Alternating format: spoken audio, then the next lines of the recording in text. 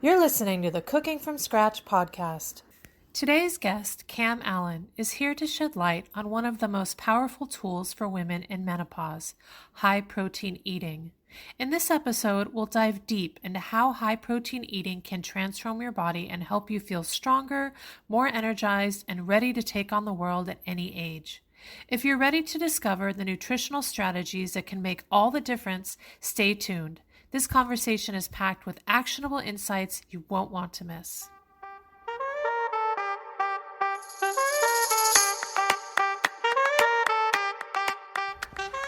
Hi, I'm Aaliyah Iden, and with over 15 years of cooking in professional kitchens and at home for my family, this is the first non-cooking cooking podcast that shares how to make cooking easier so you can feel inspired and motivated to cook in the midst of your busy life.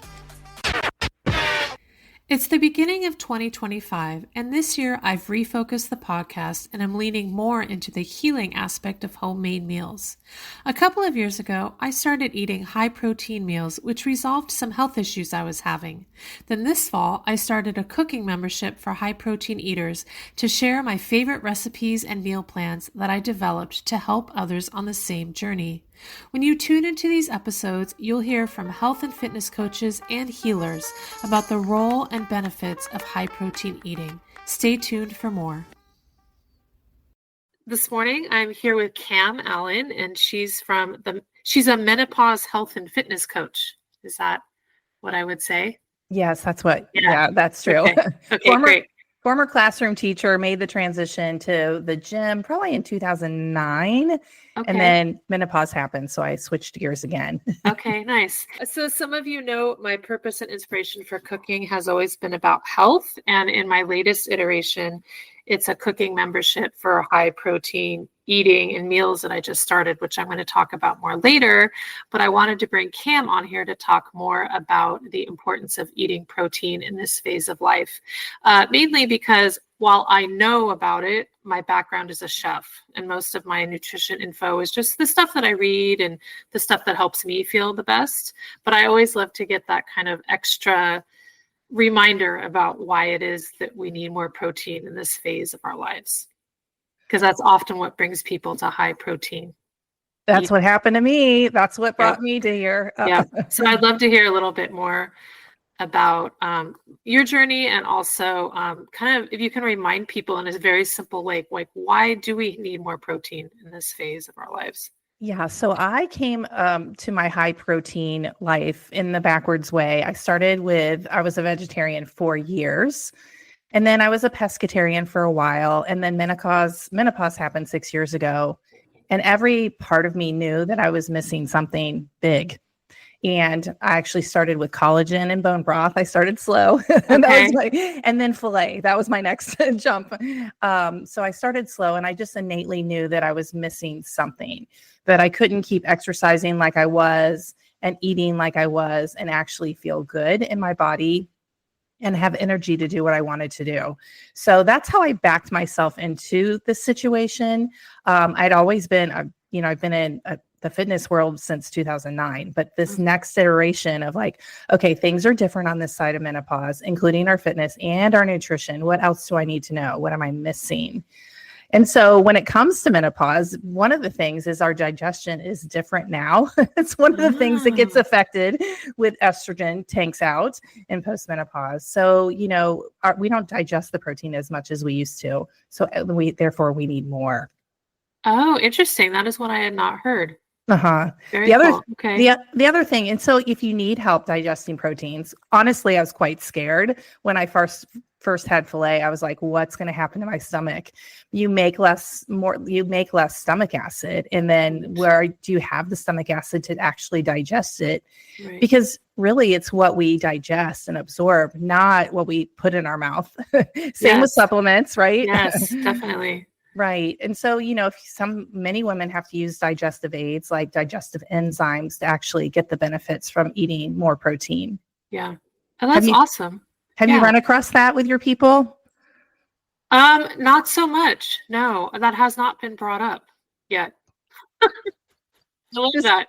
Yeah, I hadn't even thought about that aspect of it at all. I had read more about that our muscles start we don't have as much muscle mass. And Sure. so that was the reason. So that's always the thing in the forefront of my head is the Yeah. muscle mass thing. Well, we can talk about that because we do Yeah, lose like 3 to 8% of our muscle mass per decade. And right, then it accelerates it in menopause. And if you're on social media for like a second in the menopause world, you'll right. hear you're supposed to lift weights, you're supposed to eat protein. But why? And we do want to keep our muscles. Our muscles are the organ of longevity.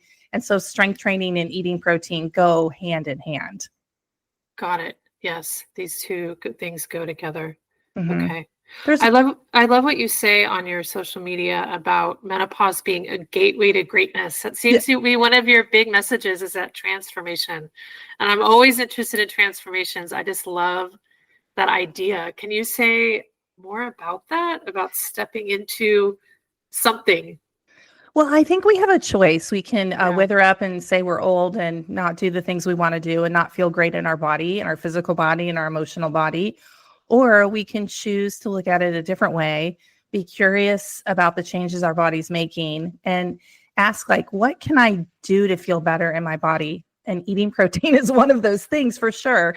Like I said earlier, I innately knew I had a hysterectomy. So I went into surgical menopause at the age of, I was almost 50. It was weeks before 50. So 6 years ago, I was like, I know that I'm missing something here. I tried to go back to the gym. I tried to eat like I had been eating and felt horrible. So I knew something had to change. yeah, I can relate to that. That is how I came to it too. Hmm. Like I had a lot of stomach issues from eating a lot of vegetables that I kind of lied to myself about. I was Right. like, I'm always eating this healthy food and I always feel terrible afterward. And then Hmm. I caught wind of some article about women over 45 and enough protein. And I was like, okay, forget it. I'm just going to try this high protein thing for a couple weeks and see how I feel. And that was it. Hmm. I was like, oh my God, I have so much more energy. My stomach issues are gone. Like I don't have that afternoon dip. That was the Yes. big one for me. I always had that 4 p.m. dip that had a stomach issue that went along with it. And it was my whole life, literally. Uh-huh. And within weeks, it was gone. I'm like, all right, Yeah. this is Yeah. here to stay. Protein definitely helps you feel satisfied and satiated, and you have the energy to do what you need to do. I know for me, if I like crave salmon or I crave filet, those are the things I crave. And that's such a funny thing. It's not like the cookies anymore. It's Right. not the bag of chips. My cravings have shifted when I shifted. Yeah, I love that. And talking about shifting, one of the things you said in your social media was about starting simple so that Mm, your brain knows it's safe. So I think a lot about the transition. I get a lot of questions about people like they know it's something they're supposed to do is eat more high protein, but they kind of have a hard time starting, you know, 100%. With anything, like with anything with you want to, anything. yeah, right? Absolutely. Yeah. Absolutely. But like, I think it's really interesting to remember that there's no shame or guilt associated, have to be associated with not being able to start something new, right? It's your brain Hmm. that you have to teach to do something new, right? And I was thinking about it too. We have New Year's intentions, New Year's Right. resolutions. We're in the middle of winter. It's currently snowing. We have about a foot of snow on the ground. Yeah. We're in the dormant season, yet we're trying to Right. start something new. It's kind of like maybe New Year's should be in the spring when everything's sprouting and growing. Totally. So you have to be gentle with yourself when you're trying something new. It's okay if it doesn't work out. You're still trying. You're observing yourself try something new, and you do need to tell your brain it's safe. Yeah. So celebrating those small wins, like for example, one of my things I like to do with my clients is making sure they plan their protein first. Like what are they going to eat instead of the carb, instead of Right. the fun food, quote unquote, Right. planning that protein first. If you do that and start showing up for yourself in a new way, you need to acknowledge that you're doing that to tell your brain it's safe to change and it's okay.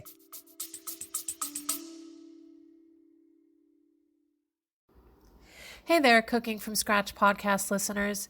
If you've been paying attention to previous episodes, you know that health is one of my biggest motivators for cooking. When I started eating high protein meals a couple of years ago, it gave me more energy and resolved other health issues I was having. This, in turn, inspired me to start sharing the recipes and meal plans I created using my 17 plus years of experience as a chef and recipe blogger with other health conscious eaters. If you're on the high protein meal train, or even if you're just curious about it, listen up, because I have something new that will help you eliminate the guesswork from high protein eating and easily hit 30 grams of protein at every meal. In my new free masterclass, 5 Steps to Master Your High Protein Meals, you'll discover why wasting time and energy on hours of meal prep is not the answer, and what you need to do instead to always have a craveable high protein meal at your fingertips. In addition, you'll discover the most important changes you can make now to end meal decision fatigue, and how to easily hit 30 grams of high quality animal protein at every meal without feeling stressed or overwhelmed. When you tune into this no-cost masterclass, you'll walk away feeling confident that you are on track to hit your health goals. And for all who attend live on January 23rd, you'll get a free copy of our 4-day high-protein meal plan that includes breakfast, lunch, and dinner. Now, all who register for this no-cost class will receive a replay, but you're going to want to do your best to tune in live, because the high-protein meal plan that's full of incredible chef-created meals that take less than 30 minutes to make will only be available to those who attend live. To save your spot for this free training, go to www.soulspacechef.com/class. Again, that's www.soulspacechef.com/class, and I can't wait to see you there. Now, back to the episode.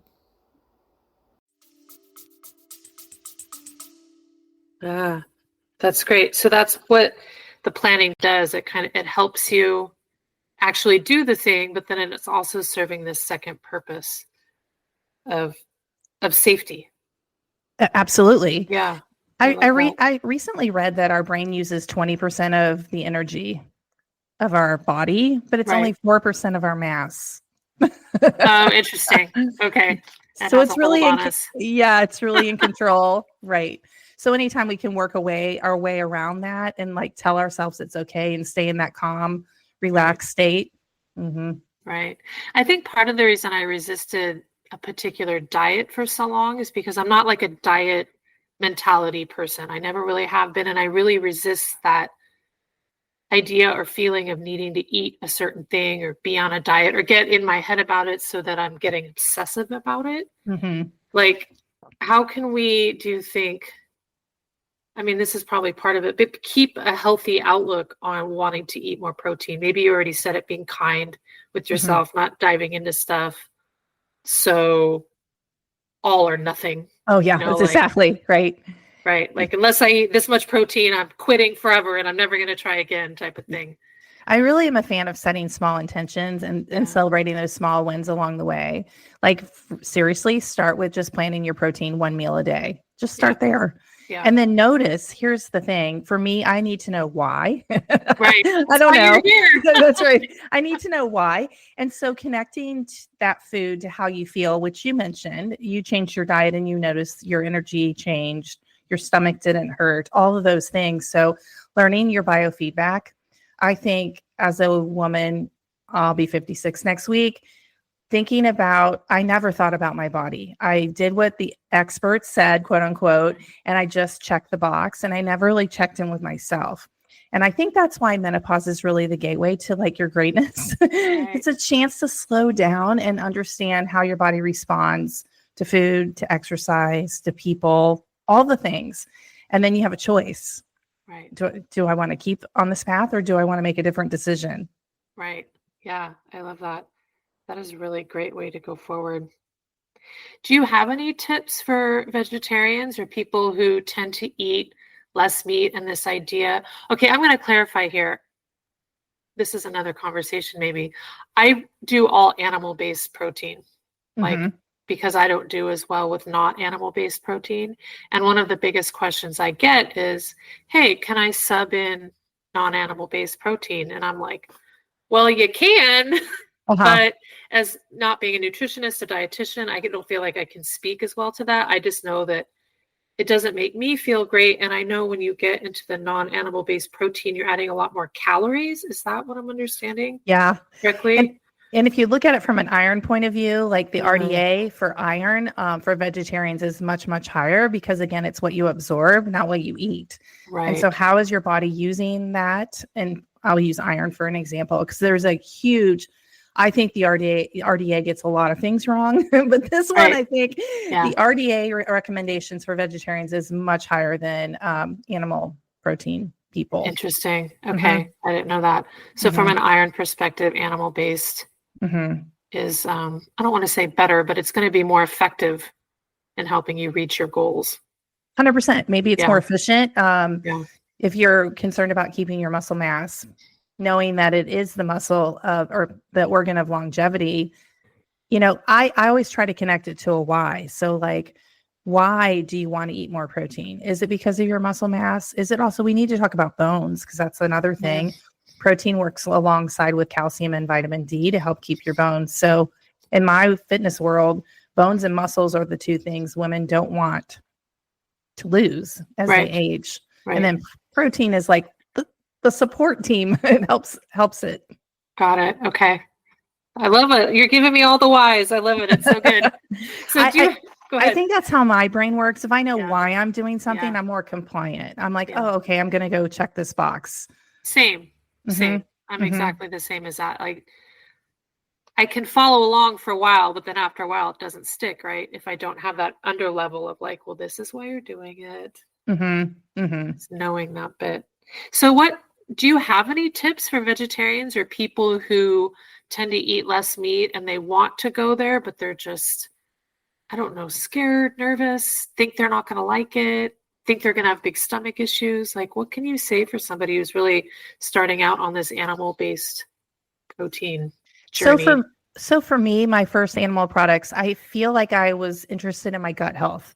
I had very strange rashes, which women in menopause happen, and that's one of the things that's related to your gut health. So I started with collagen in my So coffee. collagen has a lot of protein in it. I don't know. I didn't Yes, have it that on does. my radar. I knew of collagen, but I hadn't connected it to protein yet. And I find starting my day with collagen, Okay. it's not a complete amino acid. So it's missing one, I think. So it's Okay. not a complete, profile as far as protein goes. However, when I start my day with protein, I know the rest of the day is more stable. I have better energy and I'm not in the cabinet looking for crunchy, salty things in a bag. Yeah, So totally. that's just my feedback. That's what I noticed. So that's Yeah. where I started. I knew there were benefits for gut health as far as collagen goes. My second protein was bone broth. Again, bone broth is easy to digest and it also has gut healing properties. So Right. that's how my brain works. So I think I had problems with my gut. Most women do. And I was menopause and I had other symptoms. Actually, the first 6 months were really, really hard. And so I knew I had to change something. That's where I started. I started slow and simple.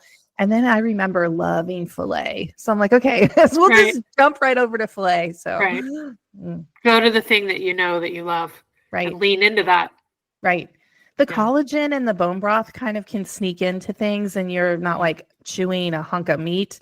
Right. So that might be an easier entry point. And then also that we know that there's health benefits to those foods. Yeah. Yeah. I love this. Okay, we're gonna segue to this collagen hot chocolate. What is this? Hot chocolate? You've been posting on Instagram. You posted it a couple times. And the first Yeah. like, okay, okay. And then you posted it a second time. I'm like, okay, what does this actually taste like? What is in this hot chocolate? So it is bone broth.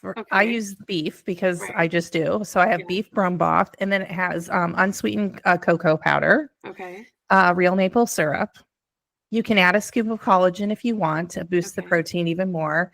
Yesterday I added a little vanilla, which is lovely. Yeah. And then milk of choice. So yesterday I used whole milk, but I've used coconut milk before. I've used my dad left some oat milk, which I don't usually use oat milk because it Right. tends to spike your blood sugar. So I tried that. So I've tried 3 different milks. Yeah. Every milk that you use changes the flavor of it, but it's delicious. It doesn't taste like the broth. Like, how does No. the chocolate fit in? Like, I need to go try this. I'm pretty sure I have all the ingredients. Yeah. I'm like, I need to go mix this up because it Yeah. was some things you would never think of. Right. I'm like creamy, soupy. Yeah. So yeah, this is great. I also have a bone broth latte, which That was the Oh, first time. And that's more like savory versus right, sweet. right. And I'll send you the recipe. I can't think of it off the top of my Yeah. head. I'm all about the recipes. Uh-huh. That's what I do. I love that. And I think that one has turmeric and rosemary. Again, beneficial. Mm, It's more cozy, right. Oh, I love whereas that. more savory, I would say. And then the hot chocolate is more sweet. Right. It's delicious. So the collagen, like in a single serving, is how much protein do you know off the top? Is it like Yeah. 30 grams or no? It's I think like, we use Equip at our house, Equip Foods, okay. because it's clean. And I'm pretty sure it's 10 grams per scoop. Okay. So in the morning, if you're like having a couple eggs and then Uh-huh. it can help you get to that 30 grams. 100%. I usually do 2 scoops a day. So I'm at 20 grams without my Greek yogurt. And Greek yogurt's amazing, right? Yeah. Yeah. Awesome. Okay. hmm So remind me again, I'm just hmm dumping all my questions on you here. Yeah. If you don't mind. So the 30 grams thing, where does that come from? Can you I'm, remind me again? That's what I have put like it's easy to reach 30 grams of protein per serving. That's not random, is it? I used to say 20 grams because I Okay. was coming from the vegetarian world and like, okay, 25.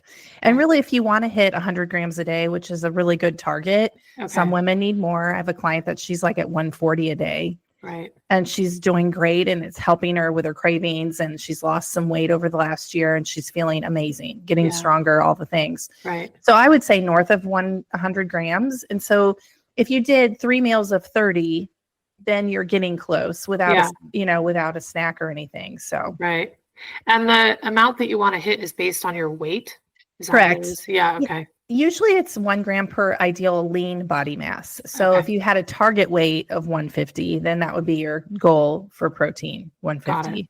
But you got to Okay. work up to it. Our Yeah. digestion, like I said, is not not as firing as it used to. So we need to be gentle Right. with our system. Yeah.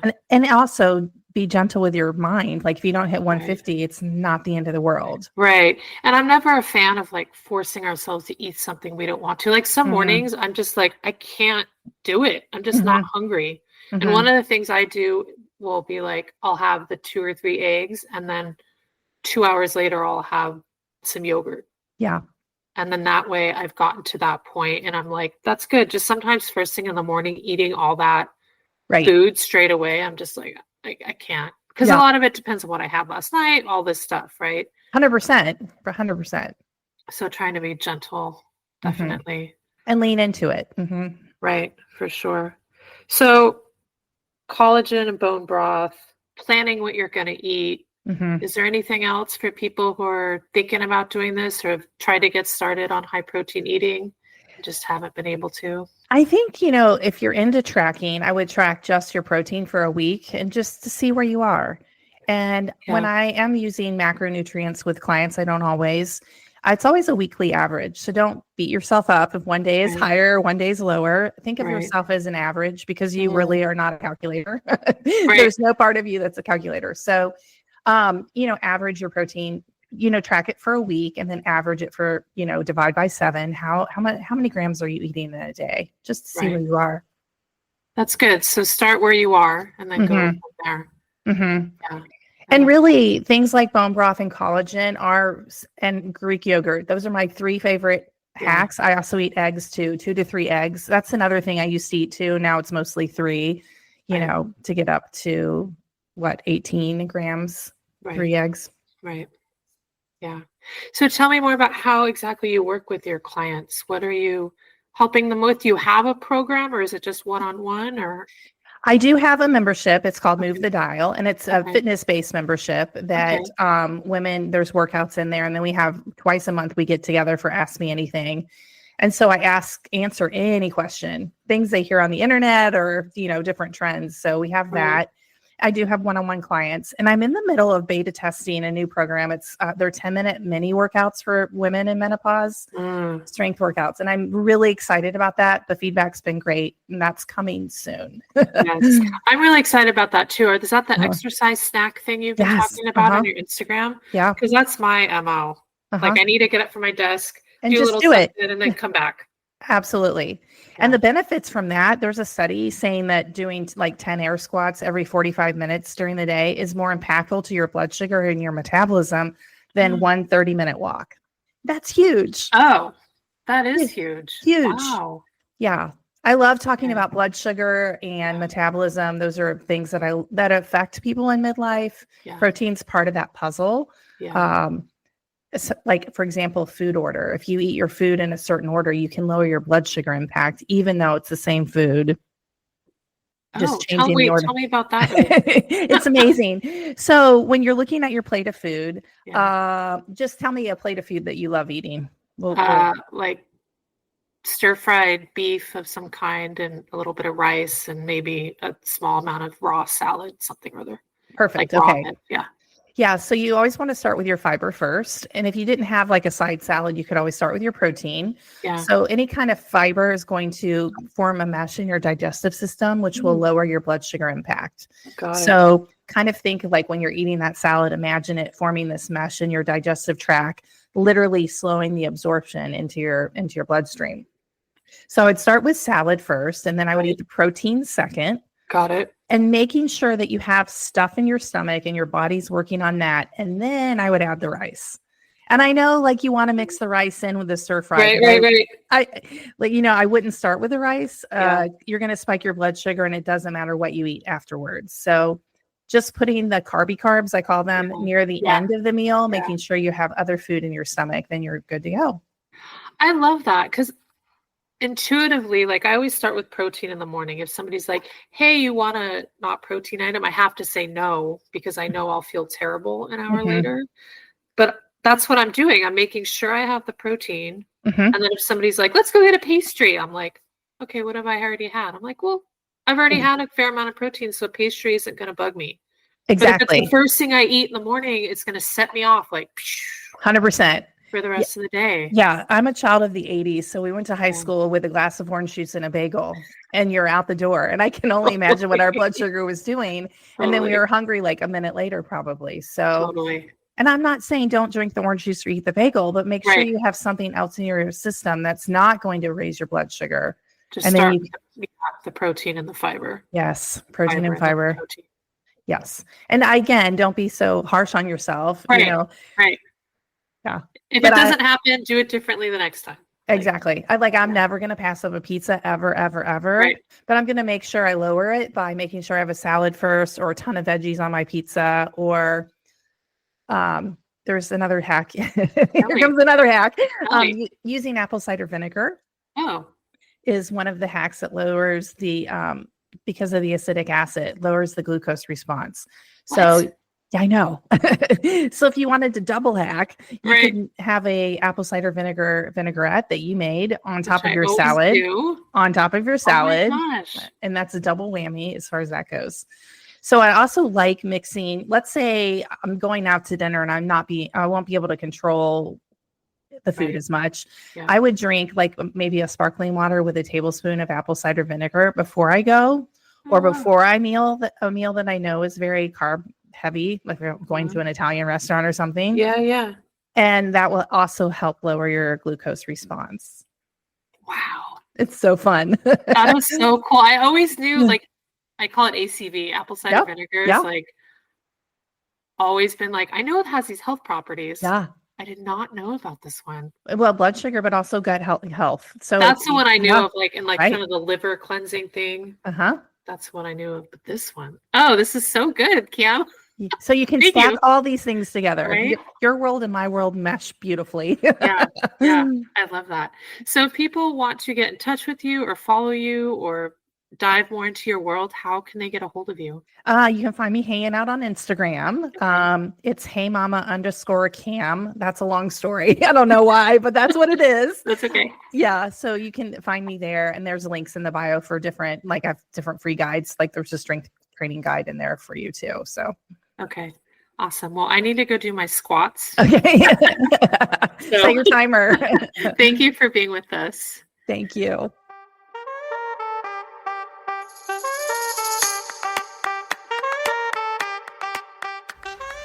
Thank you for listening to this episode from start to finish. If you have any questions or comments about what was shared, please click on the link at the top of the show notes to send us a note. If you enjoyed this episode, please consider leaving us a review on Spotify or wherever you listen to podcasts, and share this episode with your friends.